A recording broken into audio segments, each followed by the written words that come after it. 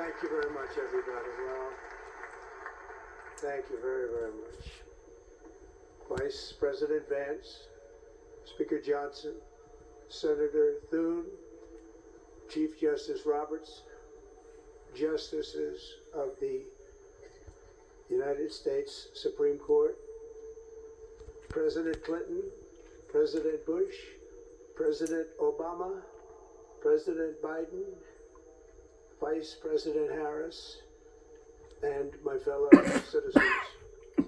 The golden age of America begins right now.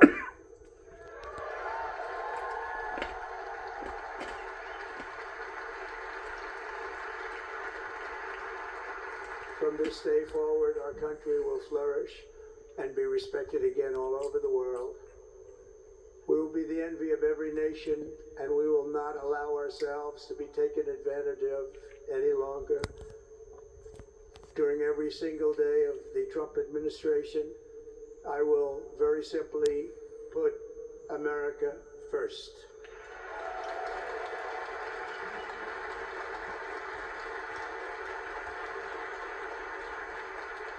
Our sovereignty will be reclaimed. Our safety will be restored. The scales of justice will be rebalanced. The vicious, violent, and unfair weaponization of the Justice Department and our government will end.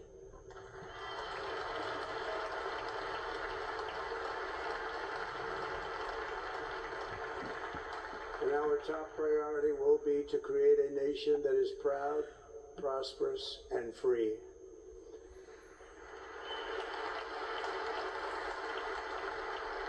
America will soon be greater, stronger, and far more exceptional than ever before.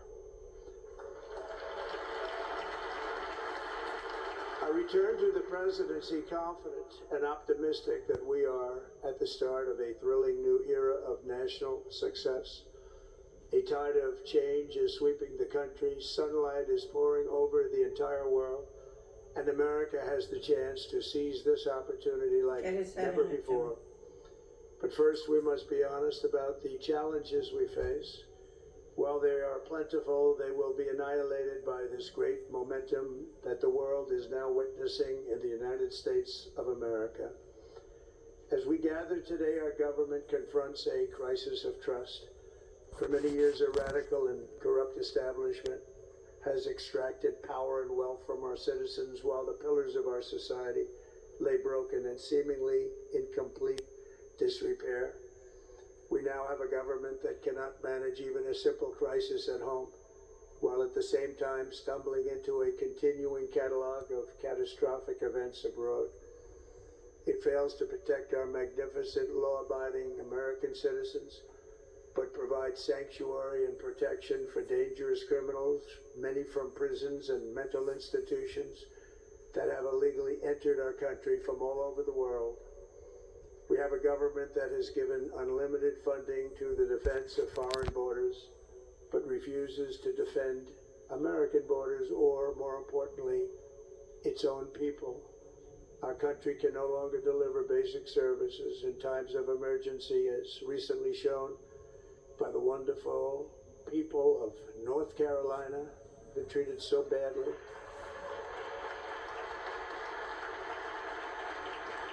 And other states who are still suffering from a hurricane that took place many months ago. Or more recently, Los Angeles, where we are watching fires still tragically burn from weeks ago without even a token of defense. They're raging through the houses and communities, even affecting some of the wealthiest and most powerful individuals in our country, some of whom are sitting here right now. They don't have a home any longer. That's interesting. But we can't let this happen. Everyone is unable to do anything about it. That's going to change. We have a public health system that does not deliver in times of disaster, yet more money is spent on it than any country anywhere in the world. And we have an education system that teaches our children to be ashamed of themselves in many cases, to hate our country despite the love that we try so desperately to provide to them. All of this will change starting today, and it will change very quickly.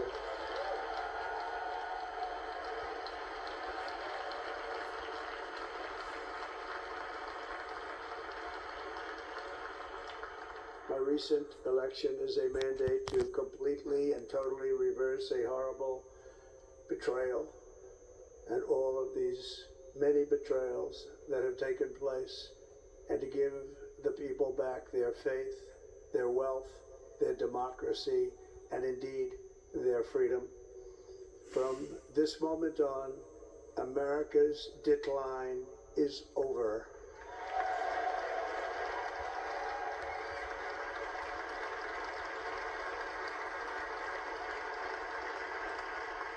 Our liberties and our nation's glorious destiny will no longer be denied, and we will immediately restore the integrity, competency, and loyalty of America's government. Over the past 8 years, I have been tested and challenged more than any president in our 250-year history, and I've learned a lot along the way. The journey to reclaim our republic has not been an easy one, that I can tell you. Those who wish to stop our cause have tried to take my freedom and indeed to take my life. Just a few months ago in a beautiful Pennsylvania field, an assassin's bullet ripped through my ear. But I felt then, and believe even more so now, that my life was saved for a reason. I was saved by God to make America great again.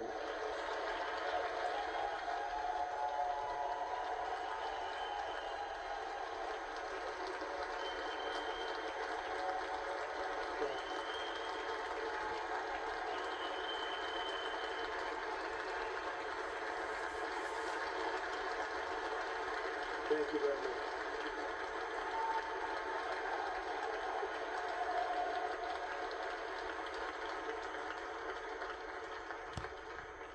That is why each day under our administration of American patriots, we will be working to meet every crisis with dignity and power and strength. We will move with purpose and speed to bring back hope, prosperity, safety, and peace for citizens of every race, religion, color, and creed. For American citizens, January 20th, 2025 is Liberation Day.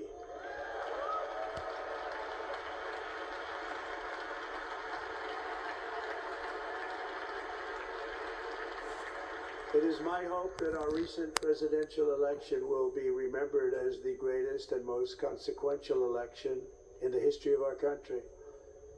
As our victory showed, the entire nation is rapidly unifying behind our agenda with dramatic increases in support from virtually every element of our society, young and old, men and women, African Americans, Hispanic Americans, Asian Americans, urban, suburban, rural, and very importantly, we had a powerful win in all 7 swing states, and the popular vote, we won by millions of people.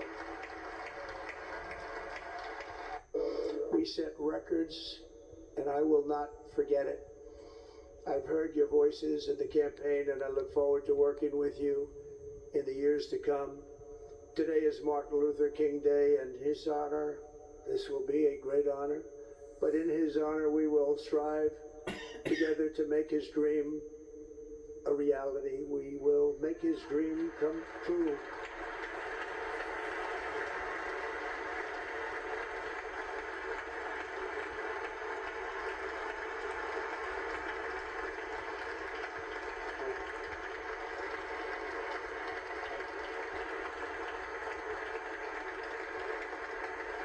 National unity is now returning.